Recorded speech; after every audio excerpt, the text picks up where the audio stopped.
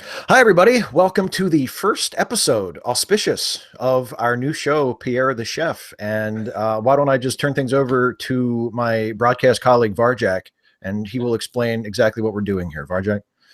All right. Well, this is something that Steve and I have been talking about doing for a while, and we're finally getting around to it. Basically, it's just going to be us talking about various topics, however we come up with in advance. There's supposed to be three of us here. There's, with the magnificent beard of magnificence, there's Steve, Oh, and me with the okay beard of adequacy. There's me, Christopher, and then we also have with the fresh French beard of chefiness, Pierre, who is unfortunately not here. This came together kind of quick today. I mean, I only discussed it earlier today. We said, "Is today good?" And Steve's like, "Yeah." But Pierre couldn't make it because of scheduling conflict, so we're sorry about that. He sends his apologies, and really, he hopes to be here next time. So we're looking forward to that. I'm a little miffed at Pierre because I was left with the understanding before we came in here that he would be able to make it. So I just, Yeah, but next time next time. Yeah, you can give him grief then. I will. I'll. We'll start. We'll start off the show by giving grief to him because he showed up because he didn't show up last time. Because Exactly. nothing encourages a person to show up more than harassing him for showing up. And in the meantime, I am composing the snarky PM in my head right now. So, okay, so it's just the two of us for the first show without Yeah. Pierre, even though we named the show after him. But whatever. And we're gonna discuss the topic, and I'll say that without Pierre here, it's going to go a little bit differently, simply because you and I tend to agree on most matters of import. I mean, there are some things like you like pro wrestling, I like American football. Neither one of us is really clear why the other one feels that way. But for matters that actually are important, we tend to be on the same page. What's going to happen is we'll have a topic, and one of us will introduce it. The other one will say, "Well, on this topic, I believe A, B, and C," and then the other one will go, "Yeah, that's pretty much it." The first will go, "Okay, then." And then since we'll have about 58 and a half minutes of our hour show left, we'll kill the rest of the time discussing, Batman, baseball, Exactly. Star Trek, and Mystery Science Theater 3000. We've been through this many times before, just nobody was ever watching before. Exactly. Um, And so since the topic was your idea, we'll let you start off with that, Dirk Strongpack. yeah, thank you. We'll start with the MST3K references early. That is Dirk Strongpack is a particularly inappropriate nickname for me. But Well, I didn't want to go with Big McLarge Huge. Big McLeod. Well, you can interpret that so many ways. I thought because this is something that, and I mean, obviously, we were hoping Pierre would have his 2 cents to throw in as well. But for just the two of us, we both started out years and years ago as really big fans and admirers of Bill Maher. Thought that he was funny, appreciated his political commentary, thought that he had like a really good voice to sort of add to political discussions in the media and such. And I think we have both, for the most part, kind of jumped off the Bill Maher bandwagon. Yeah, And so I thought that would be an interesting place to start. And of course, with a lot of people within the last couple of months, they have sort of found themselves in a similar situation with, he invited Milo Yiannopoulos onto his show, and then basically they just had a ball together and he didn't really do anything to challenge him or hold his feet to the fire or whatever. But I think with both of us, we had sort of already been off by the time that happened. So why don't you go ahead and tell your side of it about, what is it about Bill Maher that you appreciated, and what was it that made him sort of too much, like more trouble than he was worth? Well, when I first became aware of him back in the the late '90s, when he had politically incorrect and moved from Comedy Central or possibly even the Comedy Channel when he was first on, I don't even remember now. And then he eventually went on to ABC after Nightline. And I'd watch Letterman, and if I wasn't interested in the guest, then the choices were Leno, yeah, right, or Yeah, come on, watch my show. Amtrak, yes, or he got like 6 years of material out of Amtrak crashing a lot. Not funny, Jay. But so then the other option was I could go over and watch Politically Incorrect. So I started watching that, and I actually really liked it because it was a bit different. I mean, it was discussing topical issues and sometimes non-topical issues, but it was done in a way that was a lot more interesting. Usually when you saw that on TV, it was like a Sunday morning news show, and you have people who are too boring for C-SPAN, old white guys in suits droning at each other about issues, and nobody cares. Yeah. But he would do it a bit differently, and made it a lot more interesting to discuss these things, and you have different voices, and and in a lot of ways it was often highly uninformed debate, but it was entertaining. And then Bill was a liberal voice, which you didn't see a whole lot of on TV. You still don't. I mean, despite everything you hear about conservatives complaining about the liberal media, there really isn't a whole lot of liberal media or liberal presence in a lot of the news programs or entertainment like that. And so I got into it, and I really enjoyed it. I mean, I remember Ben Folds being on one time, and I didn't really know who he was, but he stood out because he didn't say anything until the third act. And he talked about it later. He said the producers were begging him to say something because they never had anyone go through an entire show without saying a single word. But he said the reason why actually was that there are a lot of topics that he had a lot he could say on, but the topic of that show that Bill was focusing on early on was female circumcision. He really had never thought about, had no opinion on it. So yeah. He was staying out of it. He didn't want to put in his 2 cents when he didn't have 2 cents to give. So anyway, the show went on for a while, and I enjoyed it. And eventually, of course, September 11th happened. Yeah. Now, at this point, Bill Maher was still pretty much the leading liberal voice that you could find on television. I mean, the Daily Show had sort of come into its own with the 2000 election, but that was still relatively recent. There were still people who saw the Daily Show as being, Craig Kilborn's old show. Yeah. Colbert was just a pundit on the show. He didn't have his own. John Oliver was only 6 years old, according to the notes that Pierre sent me here, and he's usually pretty accurate about those things. At least he did some show prep if he wasn't going to bother to show up. So there really wasn't a whole lot else in the way of voices that would speak to some of these issues and take the positions that he did. But after September 11th, did you see the show where he made the comment that eventually led to him getting fired? I saw it after the fact. I saw video of it. I wasn't actually watching on the night. But he was making a point about that, sort of courage and convictions to an extent. Because these people are willing to die for what they believe the terrorists, and how strongly they believe. And he referred to launching missiles into the sky and calling it a day as being cowardly in comparison, which is not entirely an original concept or idea. I mean, there's an episode of MASH that was sort of based around that, where a pilot who dropped bombs was only able to do so because he never saw the consequences of what he did. He never saw the casualties. So it's not a new idea, but it was the liberal media got him fired right away because some people got worked up over that. And how dare you call the military cowards? Yeah. And in the it was fervor, a sore spot. Yeah. In the post right after 9/11 and the rather insane fervor. Yeah. If you didn't experience it, it's a little hard to explain how single-minded everyone became on that. Yeah. Yeah. All you youngsters out there. I mean, which I know people, I have friends now, thanks to the internet, who would have been, just kids, barely even aware of 9/11 when it happened, which makes me feel super. Passage of time. Yeah. Passage of time. The people who are starting college this year don't remember September 11th. Yeah. That's true. It's 2017. That happened in 2001. That was 16 years ago when this happens. If they're 18 now, they were 2 when September 11th occurred. They don't remember it. You kids don't know what terrorism is. Let me tell you something.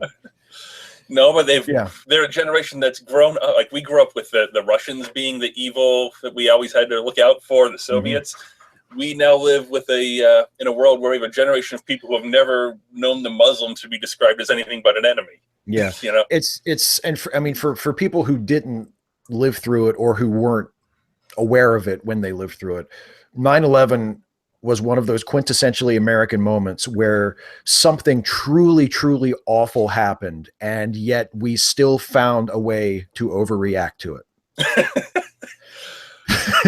Because I mean, it was genuinely a horrific tragedy, like on the scale like that we had never seen in the United States before. Just absolutely, absolutely horrific, and we still managed to go further in response than we should have. Yeah, one thing that always struck me about that was that the entire world paused. I mean, literally everything.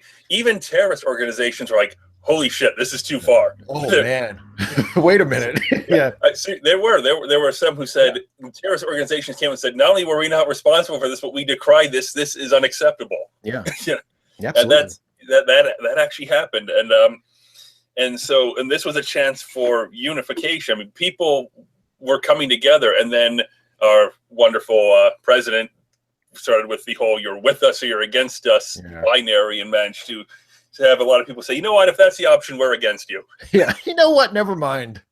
Pretty much. You had us, then you lost us. So okay, and then Bill Maher starts his show.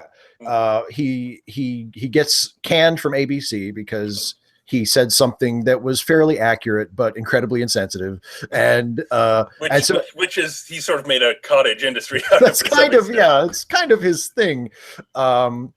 As opposed to someone who say things that are horrible but completely inaccurate as well, like Milo. Things that are fairly horrible at times, but there's some grain of truth in them. But he doesn't sugarcoat them the way he perhaps should at times. Yeah, and so he was off ABC for a little while, and he got a new show, which is the show that he still has to this day, Real Time, on HBO. Which I have never seen a live broadcast of because I have never had HBO in the last, I haven't had it in 30 years. So same here. So I mean, I see the clips, but I've never actually sat down and watched the show. Yeah, I've watched entire episodes before, but it's sort of after the fact. Like I've never had HBO, so I've never actually sat down and watched it. But it's a similar format to Politically Correct, but it has a few different segments. Like he has a one-on-one interview, and then he does the stuff with the panel at the table. Then he brings someone else in, So has he finally shit canned the opening monologue? Oh no! Oh god! No, there's still a monologue. And what I always remember is that he did an opening monologue on Politically Incorrect, and it was always terrible. It wasn't even remotely funny. He didn't even look like he had any faith in the quality. He's just doing it because it's a late night talk show and you're supposed to do an opening monologue. Yeah. And it was always painful. And at least what they eventually did in the later seasons was instead of actually having the opening monologue, they would use the commercials they would use the jokes as bumpers on the commercials before and after. So at least the pain was spread out and you didn't have the chance to go, "This sucks, I'm tuning out." Right. So I guess he started his Real-Time show, and then a few years later he did the documentary Religulous, because he's also a very outspoken atheist. And I've seen that. How many times have you watched that? I think I've watched it all the way through once, maybe twice. I've only watched it once. I saw it in the theaters. I remember some of the stuff from the Onion AV Club review because it really synced up with a lot of what I thought. And I love the line at the end says, "Bill Maher is way too smart to make a movie this stupid." Yeah. Because when I started watching it, early on in Religulous, he's talking about how he's trying to understand how Christians can believe some of the things they do and some of the inherent conflicts. Yeah. And early on, he's like at a truck stop or something. There's a bunch of truckers, he's talking to them. Yeah. And one of them eventually says, "You're not here to understand. You're here for mockery. I'll have no part of it." And he walked out. And I'm like, well, all right, this is what I expect. You're challenging me. I don't want to hear this, blah, blah, blah, blah, blah. Take off.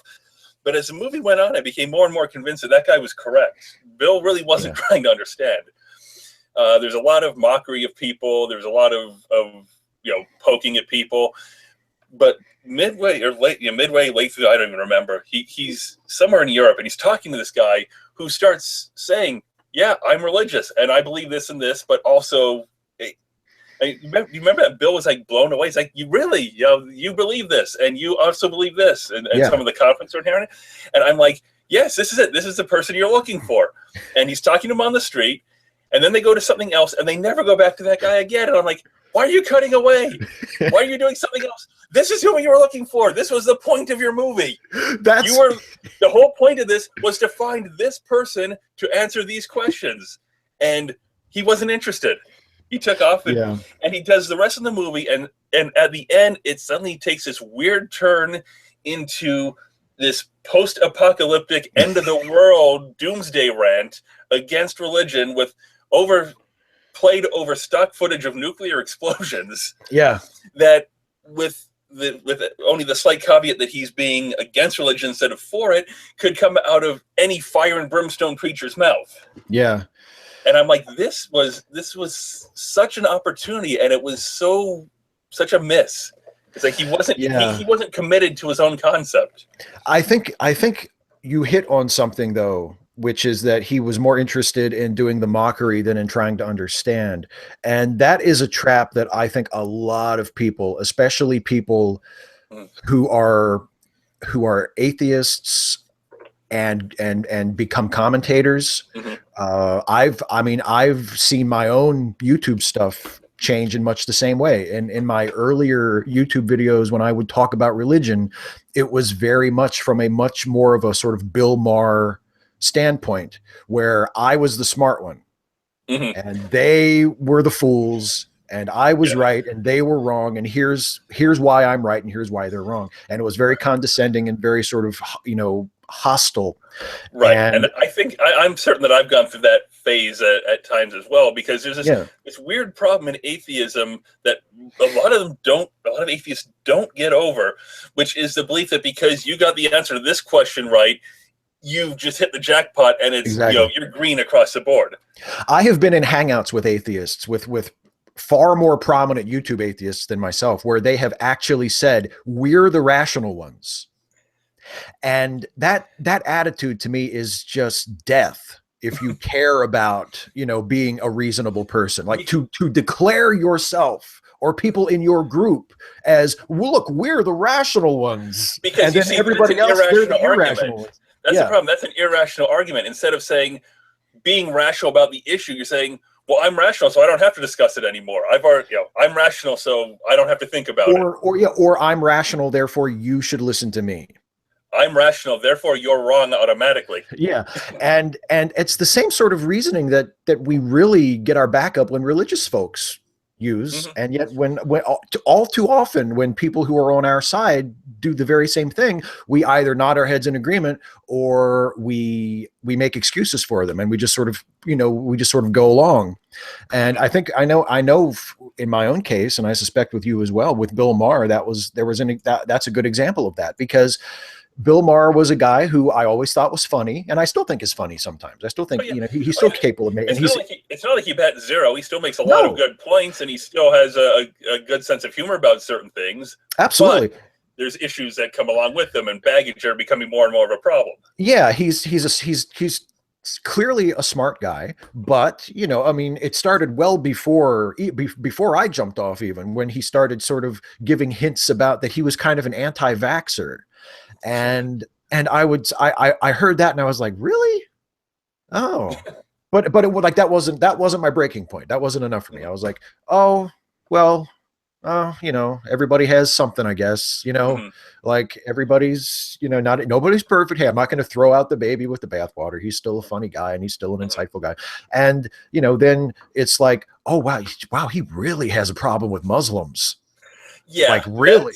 Like he really has a problem with Muslims. He says he doesn't, but it's obvious that he does. Because he and Sam Harris, they're the same. They do the same act where they every time they mention Islam or Muslims, they do nothing but talk constant shit about them and how they're dangerous and their ideology is twisted and they're a death cult and blah blah blah. Oh, I'm not talking about all Muslims. Yeah. Like they throw that half-hearted disclaimer in right at the very end after they've spent an hour trying to convince you that Islam and Muslims are the enemy. And then I'm not talking about everybody. Yeah. I've got nothing against those worthless fuckers. Yeah, exactly. Exactly. Yeah, we hold you subomegulites in the highest regard. Yeah. And then, there were just, with me, it was just, there were just little things that would pile up and pile up and pile up. And eventually I got to the point where I was just like, you know what? I don't think I need him. Like, I think there are other people that I can pay attention to that I won't have to make so many rationalizations and excuses for why am I still paying attention to this person? Because it reaches a point. I wonder, and I have absolutely nothing to base this on, beyond, because I have no inside knowledge, nothing more than what I see on TV and read in the papers. I wonder if something regarding, do you think, I don't remember how much he discussed Islam previous to September 11th. I don't know how, and I was young enough that I probably wouldn't have caught the things that I see now. Yeah. I don't know if he's always had that problem or if that developed after September 11th. I don't know either. I would suspect that it developed after. Right, because when it happened, September 11th was a Tuesday. All the shows were off the air for the entire week, and Letterman came back and did just a heartbreaking, beautiful opening discussing, because he always had the talent for just the right balance on what to say on things like that. And then most of the other people came back the day after. Mm-hmm. And Bill Maher, he did the show. He called it the Missing Man Formation for the entire week. He used to have 4 guests on. He only had 3 for that week, because in honor of somebody, a friend of his, who was killed on one of the September 11th flights, specifically because he was coming out to Los Angeles to do Politically Incorrect. Oh, yeah. And I wonder if something broke that never quite fixed after that, never quite healed. Now, I don't. Possible. Yeah, again, I don't have any inside knowledge on that. That could be completely wrong. I want to throw that out there. Yeah. But I've always wondered, because that's the sort of thing that would stick with you, and you lose a friend to something like that, and a sort of sense of responsibility, even if it's not entirely rational. Right. If they were coming to be on his show, and that's why they were on the plane. Yeah. Exactly. Yeah, I mean, and the Islam question, the Islam issue is so complicated anyway, because there's so much cover there, because there are legitimate issues that you can criticize and discuss about certain forms of Islam that are, that are used to sort of justify really oppressive governments or to justify, violent extremist groups. So, so there's plenty of places you can hide, and you can say, oh, I'm only talking about these people over here, but you keep saying Islam. Yeah. You say, it's a religion. I don't think they're all hateful. I just think it's a religion of hate. Exactly. And it's like, okay, there's clearly there are issues worth discussing, but I wonder if Bill Maher and Sam Harris are the people to be leading this discussion. Something tells me they're not. Well, the reason is that they don't want to discuss it. Once again, just like religious, they're not interested in answering the question. They just want to poke the bear.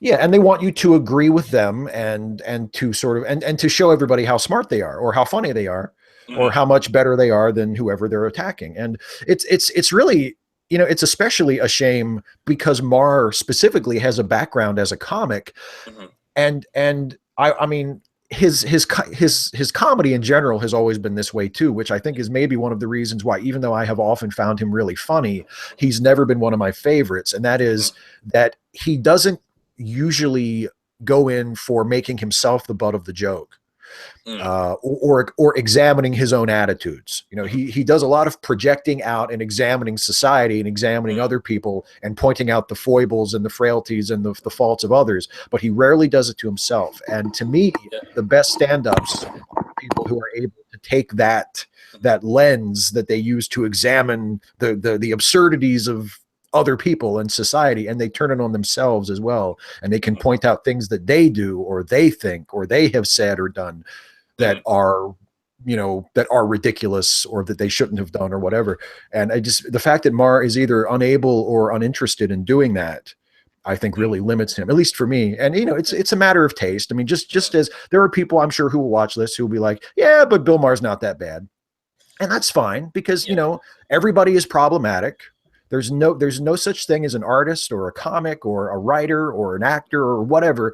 There's no such thing as a non-problematic person. No, there's not. We could do an entire show on that.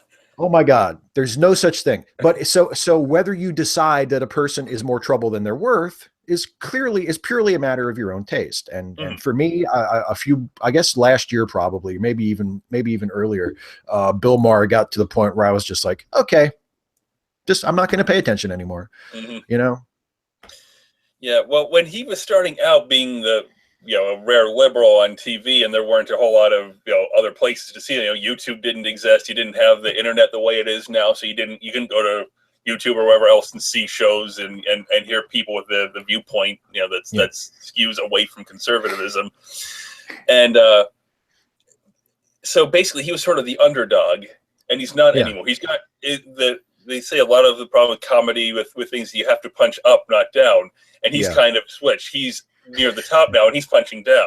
Yeah, and as you pointed out, and you sort of alluded to it earlier, saying like when he was doing Politically Incorrect, there was the Daily Show was just sort of a twinkle in somebody's eye at that point. And nowadays there are so many other options, and there are other people doing Bill Maher's shtick. Not that he originated it, but at one point he was one of the only people doing it.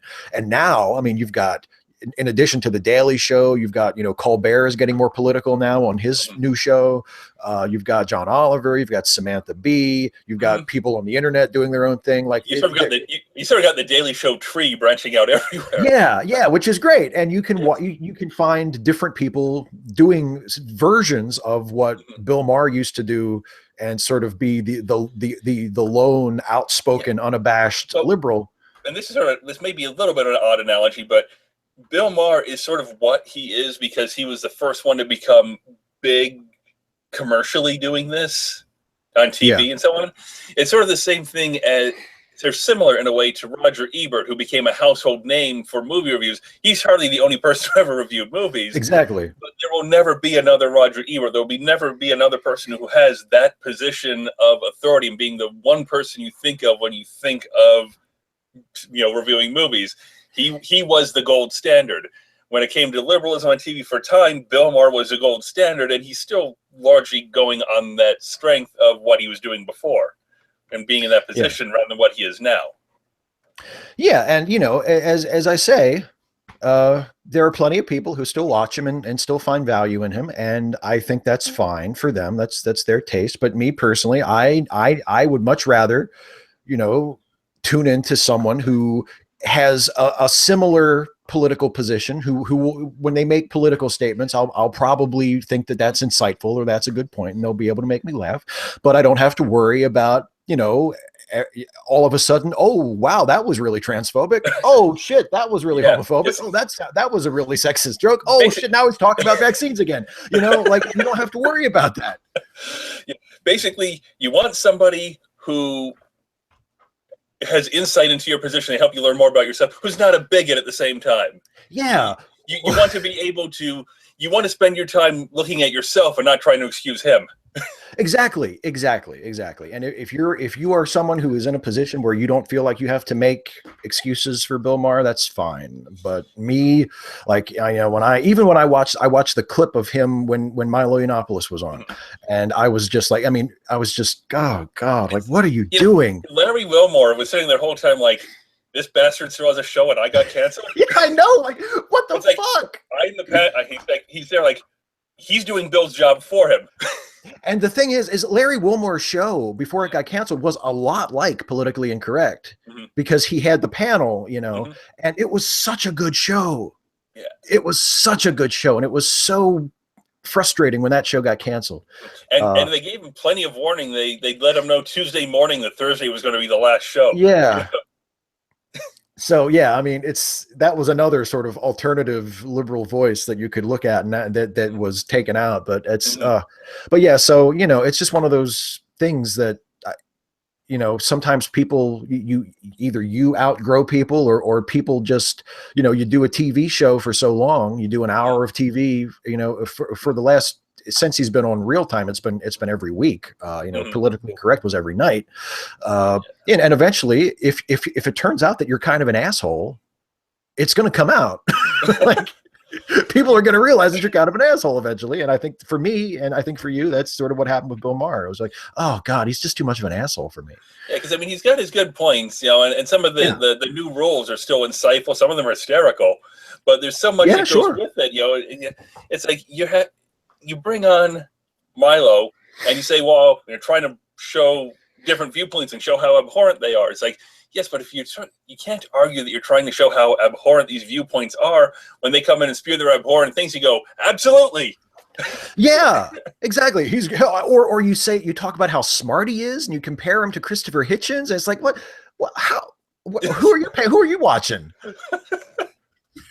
Like, yeah, it was just a more verbose version of Jimmy Fallon mussing Donald Trump's hair. Mm-hmm. It was bringing a horrible, horrible person onto your show and saying, "Look what a fun guy! Yeah. Look what a fun guy he is! You all thought he was terrible, but he's so much fun." It's like, he's terrible. The press did so much of that with Trump, and now they're like, "Oh boy, we fucked up bad." Oh boy, how do you like it now, huh? Oh, he's targeting us. Now we care. Maybe you should have talked about what a horrible monster he was all along. Anyway, we're going to do. That's another thing about this show. We're gonna try to limit our Trump conversation to 5 minutes of Trump. Right. And not there yet, but okay. Because if we do Trump, we're going to be doing Trump all the shows, all the time, beginning to end, and then we're just going to want to vomit when we go back and watch the tapes later. So exactly, we're not. It's not worth it. We're not getting paid for this. We're taking it out of our own free time. Right. We can't avoid Trump entirely because everything he touches, he screws up, and we have to deal with it. This is not something we can ignore. But we want to limit it so that we don't want to finish a show and then climb up on the roof and jump off. Exactly. We'll get to the Trump minutes later. Yeah, I actually thought I think we've been through the Bill Maher topic fairly thoroughly. Yeah. One thing that he has, that the mistake that I see a lot of, is he falls into the trap of knowing that he's smart. Oh yes, I completely know what you're saying. Keith Olbermann does that a lot too. Yes. Yes. He knows he's smart, so he sort of takes the position that he's the smartest person in the room on any issue, and they end up having a tendency of talking down to people. Yeah. It's one thing to be smart. It's another to be very, very aware of it and what you do, and it comes across in your interactions with other people, and then that becomes a problem. Yeah, and I mean, again, to sort of redirect it to more of like in my sphere of the things that I do. I mean, that attitude of I'm the smart one and you should listen to me is unfortunately by far the most common attitude among people with YouTube channels, especially people who do political commentary, and particularly in the atheist sort of skeptic community. Like that is like the default mode.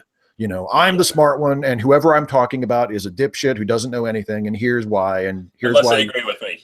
Yeah, unless they agree with me. And it's like I say, it's to take it back to what I said about why I don't think that Bill Maher is in my top tier of comics, because to me it's much more interesting and much more brave and much more and just much more of a good example if you show that you're capable of turning that vision on yourself. You don't have to talk about yourself all the time and deconstruct yourself and rake yourself over the coals. That's too far the other way. Yeah, but at least show that you're capable of it, and show that you're willing to make adjustments and to acknowledge that you're wrong, or that you have a blind spot, or that you didn't get something right, or whatever. And again, like, it seems like people are so committed to being the smart one, and everybody who disagrees with them is just necessarily wrong or ignorant or foolish or worthy of mockery and whatever. And it's really a shame that has become a sort of default mode. Here's a related question that I've wondered about a lot. Do you think that that's where we came into this current problem we have of anti-intellectualism, where people take pride in not being smart or not being as smart as other people? Do you think some of that comes from how off-putting some people are about being smart? Maybe. There are too many smart people who are just jerks. Yeah. It's like, you see so much of this stuff where it's like, well, people are like, not only do they not understand a topic that they have a strong opinion on, but they actually express pride in not understanding it and not trying to learn more. Yeah. And then there's a related phenomenon that I've observed as well, where a lot of people, they would much rather sort of just declare themselves smart than do actually being smart. yeah, then do the work that it takes like to actually comprehend a particular subject. And it's because it's just a lot easier, especially if you are constantly targeting people that you consider to be foolish. Well, I mean, anybody can out argue a fool. You know what I mean? Like, it's easy to look smart if with the skeptic atheist community on YouTube, it started with attacking creationists, and it's like, well, of course, if somebody believes that the Earth is 6,000 years old and that humans were created in a garden, by the hand of God, and there's no scientific evidence to substantiate any of that, obviously, but you're not vaccines exactly are ridiculous. Yeah, but vaccines are ridiculous. You're not going to, most people aren't going to break out in too much of a sweat arguing against that. Mm-hmm. But then the people stay in that mode no matter what they're arguing against. Yeah. So anyway, that's another sort of unfortunate side effect of the sort of Bill Maher, smartest guy in the room attitude. Yeah. So before we get to the 5 minutes of Trump, I thought it would be a good segue to sort of ease into it instead of just slamming into it. Would be we just this past week we had the momentary death, I will say, the momentary death of the Republican effort to repeal the Affordable Care Act and impose their own horrific healthcare plan on the United States. I call it a healthcare plan. It's really a tax break for the richest disguised as a healthcare adjustment. Yeah, a healthcare adjustment for what, 24 million people. Yeah. So what were your, first of all? Well, my main thought about it is that the fact that they pulled the bill is proof that all of their efforts to repeal Obamacare during Obama's presidency was smoke and mirrors. It was all pomp and circumstance. It was all for show, because they knew that it wasn't going to go through because Obama was going to block it. They can keep saying, well, look, we're still trying. Now they've got Republican president, Republican House, Republican Senate, no one to stop them. And they're like, oh shit, we can't actually do this, because and not because they're concerned that people are going to lose health care, but they know that if they take health care away from millions of their constituents, they're going to get voted out. Yeah, well, it shows you how false one of their central talking points is, because Obamacare, as they call it, is actually not unpopular. No, it's not. And they keep saying that, oh, everybody hates it and it's a disaster. Well, then why is it so hard for y'all? Why are you so scared to get rid of it? Because you know that it's actually not unpopular. Mm-hmm. And if you are the ones that are responsible for taking healthcare away from, the CBO estimate was in 10 years, it would be 24 million people who would not have health insurance, who otherwise would have had it. That's less than 10% of Americans. Yeah. I mean, what are we waiting for? We really, the thing that gets me about this is the whole, I think America's the only major industrialized nation that actually links healthcare to employment. Yeah. Which, the subtext on that is really strange when you think about it. What it comes down to is, if you cannot produce labor that is profitable for a corporation, you have no right to live. Yeah. Which might as well be a plank in the Republican Party platform. Well, yeah, honestly, because corporations are people, and people are worthless. Yeah, wait a minute. They introduced in one of their sort of Hail Marys to try and get the bill that died enough votes to pass this past week, was they added this provision that would have required people who receive health care through Medicaid to work, which explicitly ties, health care. Even if you don't get it through your employer, you get it through the state, through Medicaid, you still have to work in order to get it. I mean, if that's not as clear a statement of what you just said, that if you don't work, you don't deserve to live, I don't know what is. And it goes to show how just, how draconian this concept is, that if and the other thing, a lot of people who receive Medicaid, even under the expansion since the Affordable Care Act, a lot of them work. They do work. Yeah. Fucking assholes. They're on Medicaid because they don't make any money, but they have jobs. Some of them probably have multiple jobs and are still struggling to make ends meet, which is why they need Medicaid for their health insurance. So this whole notion of the whole thing would just really, the whole plan was just, they had no plan because it was all the show of trying to repeal it without having any concept of what's going to go in its place. They had 7 years. They had no plan. Yeah. Once they had to roll something out, they had a bunch of aimless debates. Trump took 3 vacations in Key Largo where basically he funnels taxpayer money into some place that he owns. And exactly. And nothing comes from it. It's just, it's insane. If there's ever, I mean, the worst argument that you can make against healthcare reform or education or anything, I always get frustrated whenever you hear somebody, and it's usually a conservative. I suppose there are exceptions, but usually it's a conservative who say, we can't afford it. I despise that excuse because we have plenty of money for all of this. It's just not going to these causes. It's going to other places. The federal government, approximately 50% of what the federal government collects in taxes goes to the military in one form or another. Yeah. And the amount of money that America spends on its military is, if you rank countries in order by like the top 10 highest spenders on military, America spends more than the other 9 countries in the top 10 combined most years.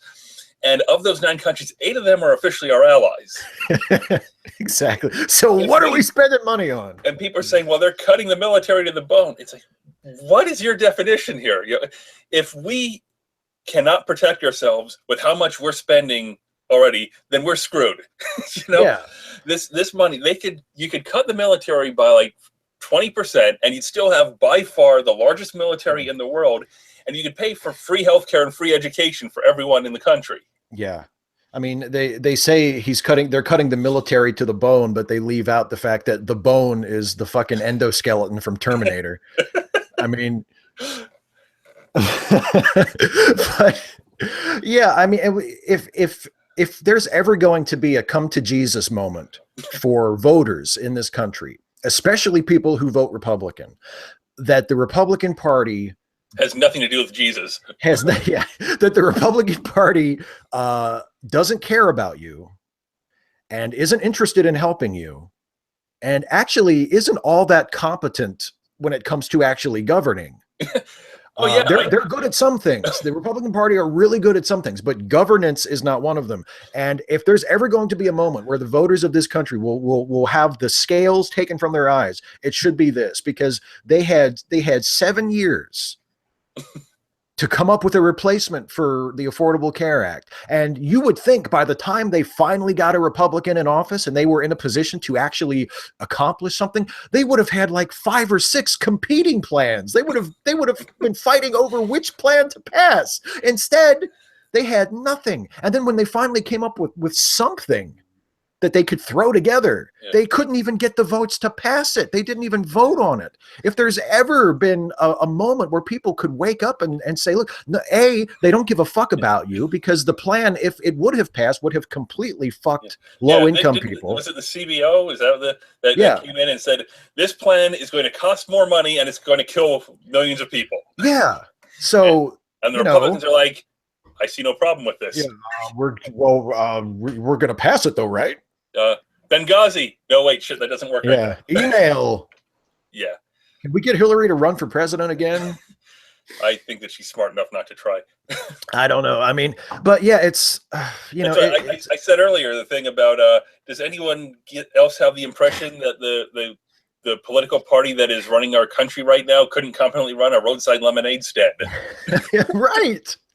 I mean, I guess it's what happens when you orient your entire party as the anti-government party, because that's always been, I mean, I understand, because, you want people who agree with you, or you want people who share your ideals to be the ones in charge. But at a certain fundamental level, I always wonder, when people are running for office on an anti-government platform, why are you running for office? If you don't think the government is good, why do you want me to vote for you to be a part of the government? Yeah. Why would you want to do something that you don't believe in? Yeah, and unless you're there to just fucking sabotage the whole thing, which I mean, And what is that? What good is going to come from that? I mean, libertarians will try to explain it to you, but I don't understand. No. Well, they're basically Republicans who want drugs and sex trade legalized. That's exactly. Well, I mean, it's. Yeah, I've my argument is well, I forget who said it, but somebody said libertarians are the Republicans you have to block on Twitter. And I think that's like that's a good way to put it. Like the essentially Republicans, but just with the stridency turned way up, and they tend to focus exclusively on like gun rights and being able to just smoke as much weed as they want without being hassled, and everything outside of those spheres is sort of I had originally thought libertarian was like liberal. I thought that's the way up, but no, they're not really liberal at all. They don't want government. They match up very much with conservatives and with the Republican Party. There are left-leaning libertarians, but we don't have too many of those in the United States. I mean, generally speaking, in the U.S., when people say libertarian, they mean right libertarian. Yeah, I understand that libertarian means something different in the United States than it means in most other places. Yeah. Yay! USA! American exceptionalism strikes again.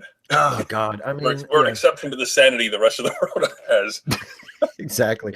Well, yeah. I mean, we have this obstinance where we feel like if we're not doing it, then it shouldn't be done. I mean, you brought it up a minute ago that we're the only major advanced developed nation that ties healthcare to employment.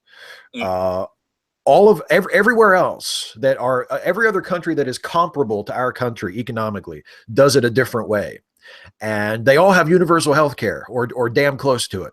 And for some reason we act like this would be this radical experiment. If we were to implement something like Britain's National Health Service in this country, we treat it as though like, oh, but that wouldn't work here. Yeah, well, this would never work. Well, it works in 45 other countries. It works everywhere else. We're better, so it won't. Yeah, but Americans wouldn't. They wouldn't sit still for that. Oh, okay. I guess Americans wouldn't tolerate living. And they say, they use that argument for everything. When Obama wanted to do high-speed rail, they were like, that wouldn't work. Really? What, people just wouldn't ride the trains? Like they just wouldn't do it. If you could pay a tiny amount of money compared to what you would pay for an airplane flight, and you could ride a train from one coast to the other and get there in a relatively short amount of time, you're telling me people just wouldn't do it? They just wouldn't do it. Americans wouldn't do that. Okay. I mean, it doesn't sound like a very sound argument to me. But whatever. It's a 5-year-old's argument. We don't want that. I'm going to stamp my foot and hold my breath until I turn blue. That's the Republican. Bounce my head off the coffee table. That's the Republican answer to the Affordable Care Act. We don't want that. What's your plan? I don't know. We don't want that. What would you do differently? I don't know, but we don't want that. Wasn't that something Jon Stewart said? Being a Republican must be great. You get to break everything and then complain that the shit that you broke doesn't work. Exactly. Yes, exactly. In fact, you blame the people who you took the shit from. Yeah. I mean, it doesn't work after you broke it. Whenever I hear about Republicans being the fiscally conservative party, I remember that when Bill Clinton left office, we had a budget surplus and a plan to pay off the national debt within our lifetimes. And George Bush came in and said, I'll fix that. Now, it was the terrorists' fault. Oh, yeah. And the two unrelated wars that we started. And then they set it up. He set up the budget so that the huge deficit would start in 2009, and then they blamed it on Obama because they had this huge deficit his first year that came from Bush's budget, just like Trump is claiming credit for all the things that are going right on Obama's last budget, because it's like, Trump, you didn't make this work. You're taking credit for his things. It's what he's made his career. Throwing Trump up. Well, should we start the timer now? Let's start the timer. I'm going to go ahead and say, okay, we're going to do 5 minutes of Trump talk, and then we will stop and we'll talk about something else and we'll wrap up. So we'd have the on-screen timer. I do not have the on-screen timer. You'll just have to take my word for it. We don't have theme music or a graphic or something. This is purely amateur hour. This is a low rent operation through and through. I don't even have lighting, as you can see. No, I do have lighting, but I also have just a plain. It's like they forgot to. I can wash myself out. It's like I forgot to turn on the weather map. Well, they usually use green screens, not blue screens. But yes, well, and I have a blue shirt on too. So if I did have like a chroma key thing, it would be like my head was decapitated, floating. Well, you're wearing a gray shirt over it, so that works. I'm wearing this. This is me in a nutshell, right here. This shirt. We need your support. Are we still on the Trump timer? Is that running right now? No, I haven't started yet. Oh, okay. I thought we were burning our Trump time. You can't. No, I want to give us the full 5 minutes. Okay, so we're going. This is the 5 minutes of Trump talk, and we're going to start now. Okay. Trump sucks. There we go. No, stop. No, but he's made his entire career out of taking things that other people have accomplished and putting his name on it. Yeah, he said during the campaign, "Well, I'm a builder. That's what I do." No, it's not. You don't build. Most of the buildings in the world that say Trump on them that's just a license. Your company didn't even build it. They just bought your name. Well, and the thing that is the most maddening about, like, when he takes credit for economic conditions that are the result of Obama policies, is he'll do that. He'll shamelessly, like, go in front of a TV camera and take credit for companies adding new jobs that they decided to add in October before he was even elected, let alone in office. And he'll take it, the employment numbers that again are under the Obama budget. But then he says, "Oh, but I inherited such a mess." Yeah. Didn't he take credit for saving jobs at the company that is now cutting those jobs? Yeah, well, he didn't mention that second part, but yeah, he took credit for saving jobs before he even was officially president. I remember, in December, he was like, "I went and talked to him, and they decided to keep the jobs." Like, but haven't you gotten where you are by not paying people and putting people out of work? Mm-hmm. See, one thing that I think I wonder if Trump has gotten into something that he never entirely he wanted to be he wanted to win the presidency. He didn't want to be president. Right. But I wonder if he never honestly believed he could make it this far. Because he looks like somebody who is, there's things where he looks like he's just scared shitless. Like, I'm in over my head and I have too much pride to ask for help. Yeah. Well, and either that or he's such a clueless fucking narcissist that, he doesn't actually realize how much trouble he's in. Like, I feel like if these Russia things turn out to be a lot of people think they will be, and I mean, he'll be in handcuffs being led into the back of the fucking FBI van, and he'll have the greatest lawyers. They're gonna have the trial of the century. It's gonna be the biggest trial ever. I'm gonna win. I'm gonna win this so bad you're gonna be sick that I won. And then he'll lose, and he'll be rotting in federal prison. And his first prison interview will be like, "Did you see the ratings when they read out the verdict?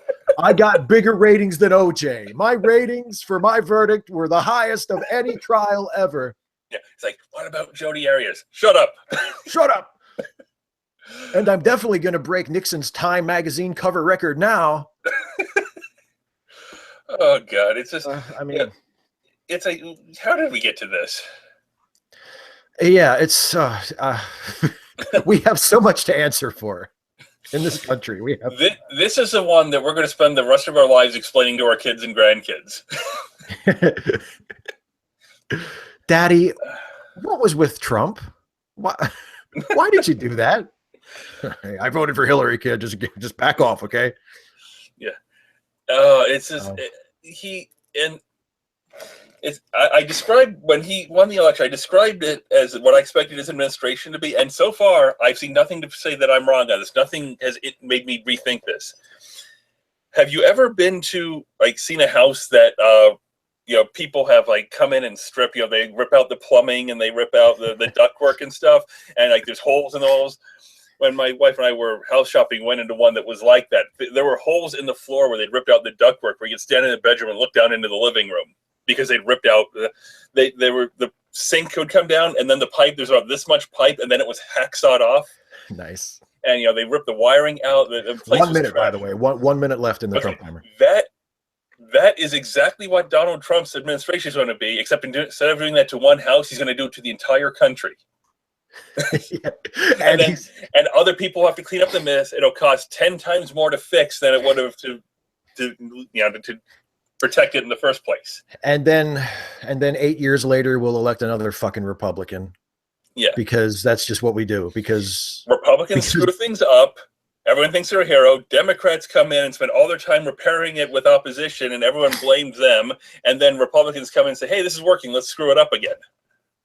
Yeah, exactly. Well, and also because Republicans are the ones who will get on TV and give you somebody to hate, which is what Trump did. He said, "Oh, vote for me. Fuck immigrants. Fuck Muslims, right? Come on, vote for me." The enemy that we've needed ever since the wall fell and the Soviet Union ended. Now we have Muslims. That's the enemy that we can point at. Since anchor babies never quite caught on. Okay, and that is 5 minutes. That is time, okay. So that felt a lot longer and a lot shorter at the same time. I know. You could do like Trump 20 minutes and it would be over, and it'd be like, oh, that felt both a lot longer and a lot shorter. So MST3K, since that's what we talked about the other, that's coming back. I've wondered. Joel Hodgson is the one who's bringing this back at this point, right? Yes. I wonder if he invited the original people back, the other people, or if he just decided he's going to go with new people. My understanding was that he invited old people back to participate, like to be writers or to do guest stars, but I think he wanted a new cast from the beginning. That was part of the concept. But that anybody who had been on the show before was welcome back. Okay. But that it was going to be a new cast. Yeah.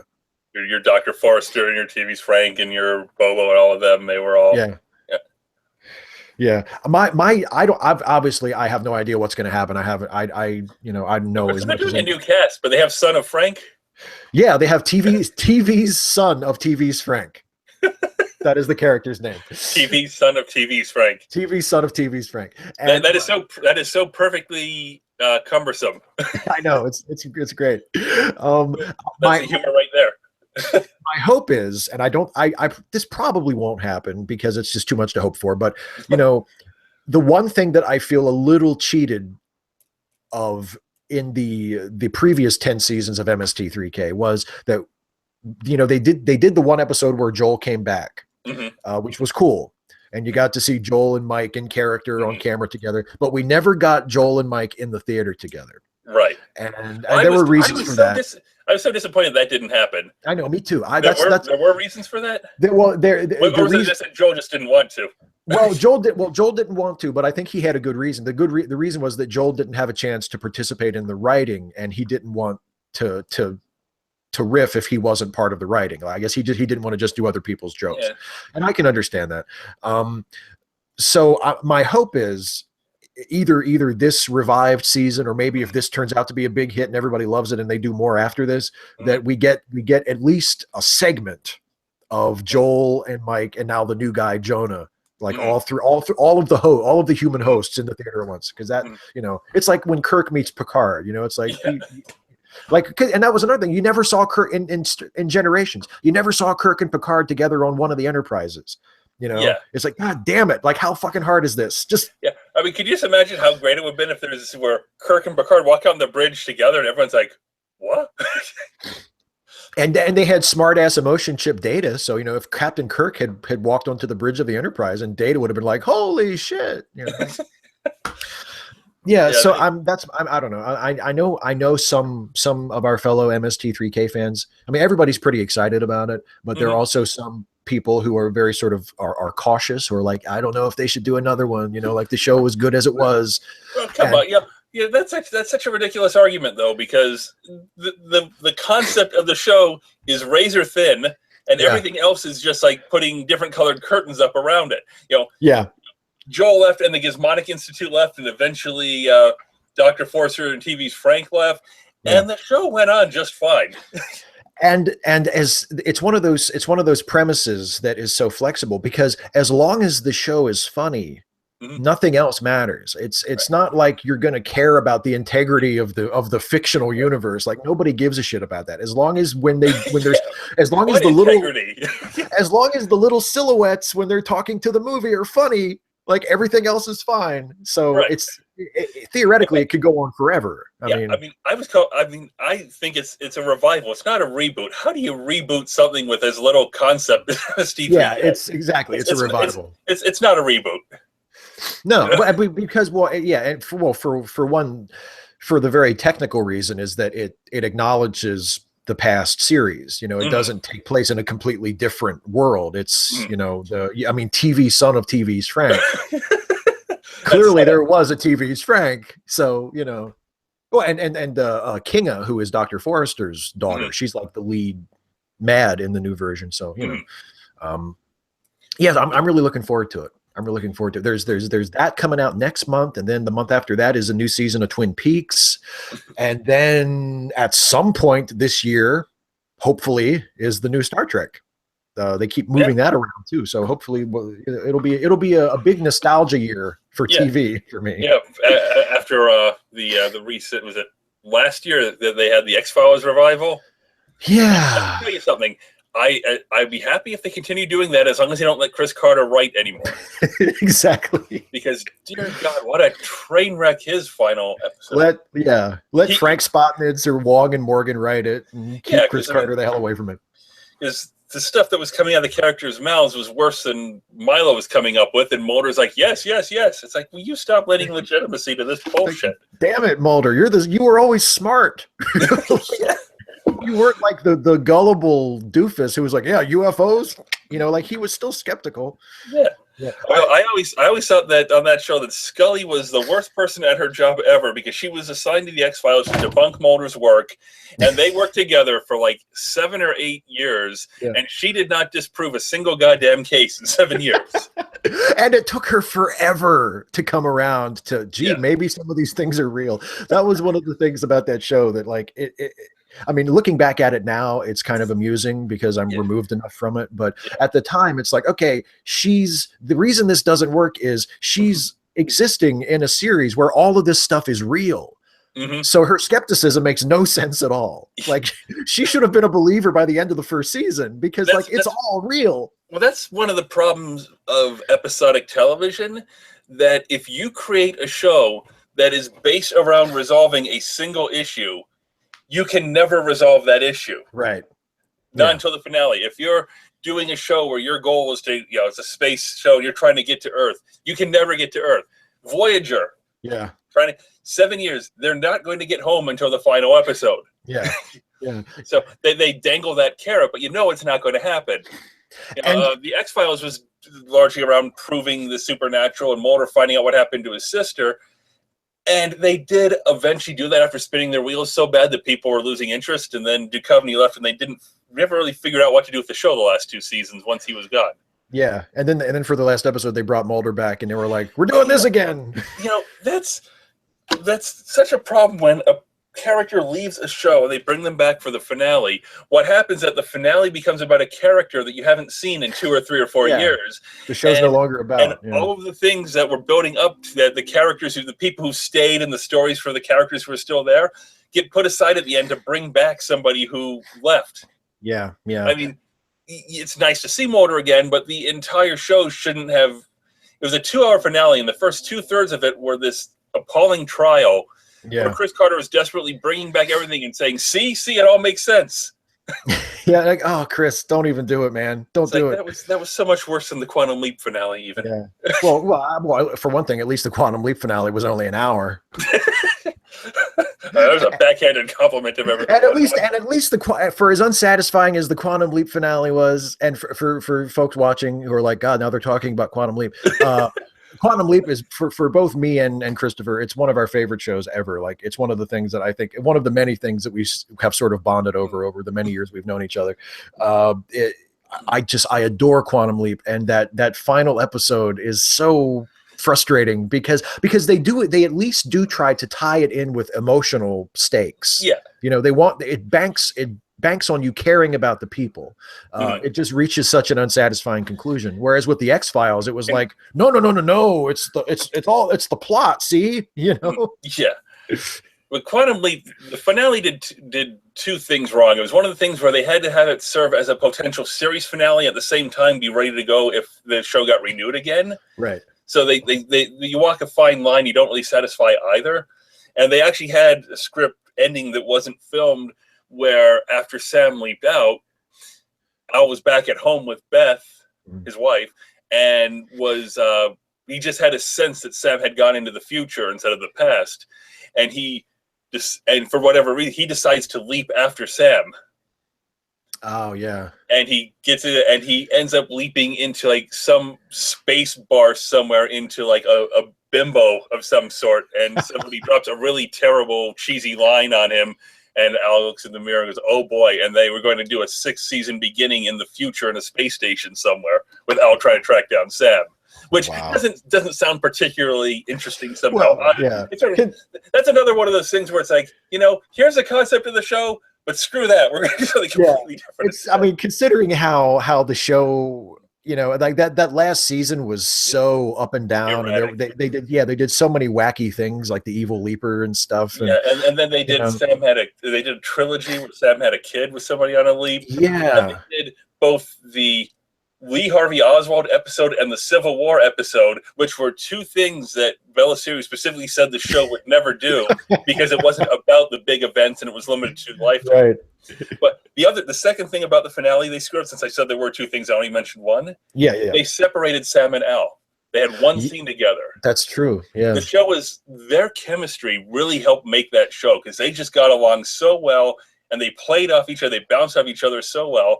And then you're doing a finale, and you shunt Al aside, and you don't even see, he doesn't meet Sam until there's 5 minutes left in the episode. Yeah.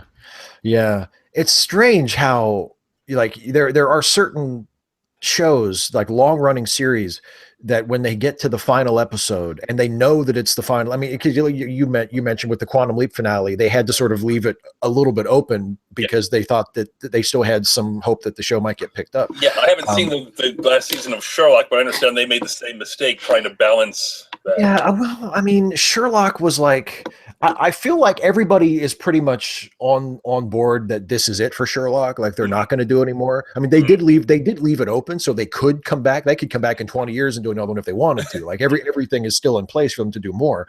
But if they could ever get the actors' schedules open at the same time ever again. Exactly. It's like it's a victim of success, because it's like, oh, now the stars are fucking huge movie stars, and they're not going to want to do any more of these TV shows. But for shows that they know going in that it's going to be the last episode, and they somehow manage to blow it, and they do it in ways like you said, like the heart of Quantum Leap was Al and Sam, and in another Scott Bakula series, Star Trek Enterprise, where they for some reason decide to make the final episode of the show to revolve around characters from a completely different series. Whose idea is this? If you put 4 years of your life into Enterprise and it ended like that, how pissed would you be? Oh my God. You get that script and you'd be like, are you fucking kidding me? Like, what the fuck is Riker doing on page 2 of this? what the fuck is Riker doing in this at all? I saw that and I'm like, what on earth? And then the whole show is supposed to be about the founding of the Federation, right? Started that. And they talk about how Captain Archer makes this big speech that helped lay the foundation for the Federation, that Riker says he had to memorize that when he was in the academy. And so we get to that speech, and Scott Bakula, Captain Archer, he walks out, and he walks up to the podium, and he opens his mouth, and Riker says, "Computer, end program." And that's the last time we ever see Captain Archer. Like, doesn't Riker at least want to watch it? I guess the speech went well, but it's like you play it up as this big important thing, and then you don't even. It's not even worth showing. It's just whatever. I think that might have worked if the show had not completely exhausted my patience like before then. I mean, you know what? That is an interesting idea for an episode, but not for a series finale. You might be able to get away with that during sweeps, but you don't end the show. it's such a, it made me think like, maybe the last episode of Deep Space Nine wasn't that bad because I've watched that episode a few times since it originally aired as well. And I still don't like the last episode of Deep Space Nine, No. Well, that was a show that was all about the process of getting Bajor into the Federation, and they never dealt with that either. Well, no, they kind of they sort of waved it off. I think there was maybe one episode in the final season that dealt with Bajor and the Federation where they kind of sort of, at least I acknowledged it, but yeah, I don't know. Going back and watching Deep Space Nine more recently on Netflix, I'm struck by how much better I like the earlier seasons than the later seasons. Even though there are some amazing episodes in the later seasons, as a show, like overall, I prefer it in the earlier seasons. Yeah, Deep Space. It's weird that the Star Trek: The Next Generation. They start off with okay, but nothing special episodes. Some are actually fairly openly bad.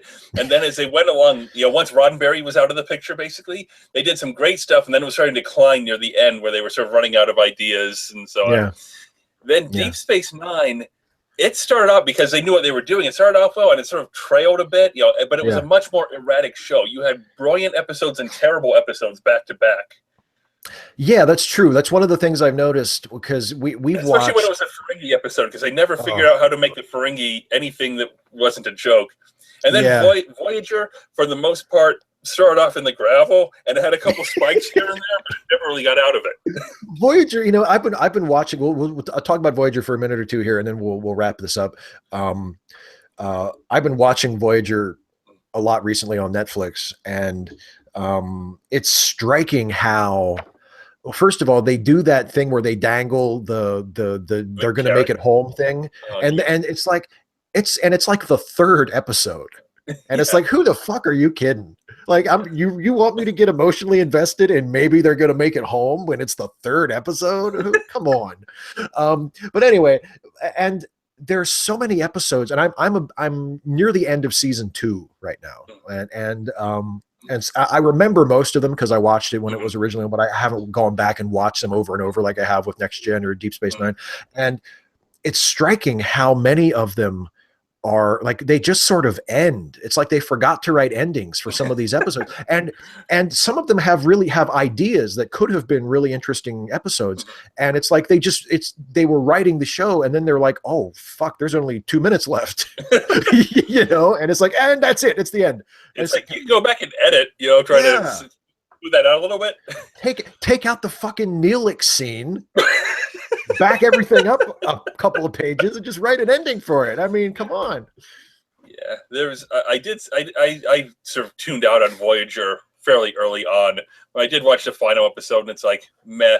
They do a lot of relying on the far future, looking back on Voyager. They do that a lot, yeah. Actually, I was thinking about the finale of Voyager the other day because tomorrow on my YouTube channel, I have another Star Trek video going up. I still think the transporter is a murder machine, but that's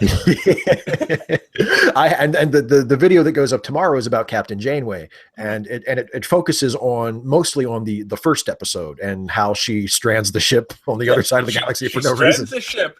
She says, we have to protect the Ocampa. We can't leave them. And then the first thing they do is leave the Ocampa behind, and we never hear from him again. She abandons the Ocampa immediately. But there's this. Is it more poignant that they chose to be stranded? I don't know. I wondered that. I mean, they chose to be stranded for the worst possible reason.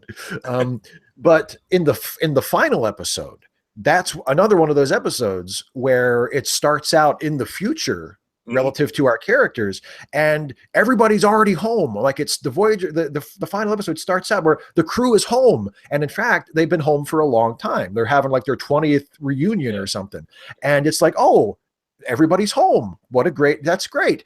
And then fucking the end of the episode is they get home. Yeah, I think we saw this 2 hours ago. And the reason for that is that Admiral Janeway has gone completely off her nut.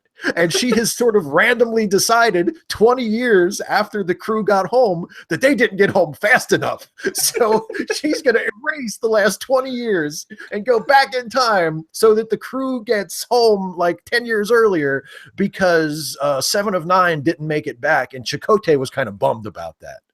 So she's going to erase the last 20 years of her friends' lives. Well, that's what she got the promotion for. Yeah, I guess. It's like, who is writing this character? How did she get promoted and not court-martialed? Yeah, it was like in one of the Star Trek reviews on Red Letter Media, the Plinkett reviews, where he does Nemesis, and there's that one scene of like Admiral Janeway talking to Picard, and he's like, should he be in prison? Yeah. I love the Plinkett reviews, although it doesn't work as well for things like Rogue One or the the Force Awakens, because it's fun watching him savagely deconstruct things that are wrong with a movie. When a movie is okay and has nothing glaringly wrong with it, it's a lot harder to do that. Yeah, it's what makes those work is the combination of like the jokes and the really sharp criticism. Yeah. One thing, as far as Star Trek goes, something I don't know if have you heard of there's a website called Mark Watches? No, I don't think so. He watches various TV shows and writes reviews of them. But one thing that what got me into this, it's fascinating. A couple of years ago, he started doing Star Trek. He had never seen any episodes of Star Trek. He had no idea. So here we are. He starts in a couple years ago, and he is starting out blind. And he goes in starting with Where No Man Has Gone Before and the Cormite Maneuver. And he starts at the beginning and works his way forward. And he's into Deep Space Nine and Voyager now. Yeah. But he is going in literally blind. Wow. Like when the first season of The Next Generation ended, and the second one in Pulaski, he openly wondered if they were ever going to see Dr. Crusher again. Aww. He is going. He literally has no idea, and he's going and he's watching the episodes and responding to them and reviewing them with looking back at them 50 years later in some cases. Wow, it's really kind of interesting. He's a lot more forgiving about things than I am, than we are, especially with regards to like Troy. But yeah, I know. I'm. What I've found is that when it comes to Deanna, I'm a little bit more forgiving. Not much, but a little bit. But writers don't know how to write characters like that. Writers don't know how to write psychiatrists or characters who deal with things like that. They don't understand it well enough to write a character who deals in those things. No, well, I mean, I often wonder if Troy had been the character killed off in the first season instead of Tasha, the show would have been a lot different because they wouldn't have had something immediately to do with Worf. Because once they took Tasha out, they had something to do with Worf, and Worf worked in that role incredibly well. And it's hard to tell what Worf would have done if they hadn't been able to sort of move him up into Tasha's spot. Yeah, but at the same time, take Troy's. Yeah. Having trouble with coworkers. Get over it. Whack. that might have been great, but it's one of those things where it's like, it's on the one hand, it's like, oh, it's, they have women in prominent roles in the cast. That's great. It's important to have it. So it's not just all guys on the crew, right. But at the same time, they kill off one of the characters, and it's a female character, but the female character they keep is the one who is horrible at her job. Who the writers clearly have no idea what to do with, other than it was Denise Crosby wanted to leave. It wasn't the writers that tried to kill her off, but they kept the two in the healing professions. Yeah, exactly. Oh well, let's just wrap this up because if we're getting into Star Trek, we can talk about we could go for 6 hours, and that's just not an option. We're way over an hour, aren't we? Yeah, we're over an hour, and I mean, it's we filled the time okay without Pierre. We're gonna have to. We're going to have to kind of hold our tongues to give him a chance to talk next time. Oh, I'm sure he'll have his say. So Pierre will be with us next time. Whenever this isn't going to be like a regular weekly thing. We'll do this occasionally, maybe once a month or whenever, when we have time to do it and we decide we have something to talk about. Yeah. But and this is and we're calling this episode 1 because we're being optimists about this. Exactly. You don't publish a comic book and you don't put a number on it. I mean, you put a number on it. Even when it's a one shot, they still put the number 1 on it. Yeah, exactly. Wait, but it's the only one. Yeah, it's the only one. Shut up. And for people, if this goes for several episodes and people are looking back to see how it all started out, I'm sorry that the running gags you're used to aren't here yet, but we haven't made them up yet. So yeah, well, we're gonna get there. Exactly. It's always weird when you go back and you watch the first episode. Yeah, their hair's different. You know. They recast. The old Steve sucked. How do they ever make it through those first episodes? He looks ridiculous as he's not a blonde. Yeah, I know. It's just so weird. All right, And so he has an anti-Nazi pin on instead of just a plain Nazi one. Wow, the new Steve sounds interesting. The new Steve drank the YouTube atheist Kool-Aid. Yeah, that's when the show got incredibly popular, when it became just Nazi propaganda, which is totally what would happen. And YouTube said that's a terrible thing. Exactly. Well, maybe we'll disable ads for some of them. That'll fix it. Okay. Well, thanks. This was fun. Yeah. I'm glad that we managed to get this going, even though I did have like 20 minutes of technical problems, and did eventually download a new browser in order to get this to work. Yay! That's dedication. It worked before, then they upgraded the browser. It didn't work anymore. So, yeah. Oh, well. that's the opposite of what you hope will happen. We upgraded the browser. It didn't work anymore. That seems to be the normal thing, but yeah. What are you going to do? Yeah, what are you going to do? So thank you, of course, for joining me, my friend. And Pierre, Pierre's going to watch this later, and he's going to be so sorry that he missed it, because this was a lot of fun. So we will be back whenever we decide to do another one. Yeah, sometime in April, I'm sure. We'll try to do it about once a month or so. We'll try to throw one out a month, yeah. Weekly is too much, I think. I think everyone gets sick of us that frequently. Well, Christ, I do like 15 videos a week anyway. Nobody's sitting around going, I wish Steve would do another video. Yeah, it's like, if only he was more outspoken. It's like, just if you didn't like Steve's last video, just wait 5 minutes. You might like the next one. There wasn't the one week where you're doing the Star Trek movie reviews, going back and reviewing a bunch of them, and before the next Star Trek movie came out, and you did you published like 14 goddamn videos in 1 week. Yeah, because I had a bunch of them backlogged, so I could release a movie review every day, plus all my regular shit. So yeah, it was. I'm doing like a video every 2 months, and you're doing like one every 6 hours. You make the rest of us look bad. It's not necessarily quantity, my friend. Sometimes it's quality. Well, the other thing is, lately I've been trying to do extra ones because I got a new camera. I've got a beautiful new Canon 70D camera, and I'm just like, I just want to use the camera. I just want to stand in front of it and run my mouth. Is that one of the ones where you can go out with, or? Yeah. Because I say it's a minor thing. I know it's a lot more work to be doing a video when you're driving, and probably a little less safe too, to be trying to concentrate on that at the same time. But going out in scenes in different places, different settings outside, it's more visually interesting.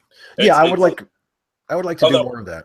I wouldn't recommend going out in the middle of the blizzard like we had 2 weeks ago and try and do a video on that, because you might as well just use your blue screen and paste white over it. It's the same effect. Exactly. But just sit like this and have like a dinner plate and just go, hi. Oh, you're driving from the passenger side, or? Oh, sorry. You got the camera stuck out on the. Yes, because people are really worried about the continuity of these. Yeah, videos. So it's a car I bought from Europe. It's a European car. It's different. It's on the other side. Like the one that Homer bought. What country was this made in? Well, I'll be honest, it doesn't exist anymore. Exactly. All right. Let's call this to. Let's call this to a close. Thanks everybody for watching, and we will see you next time.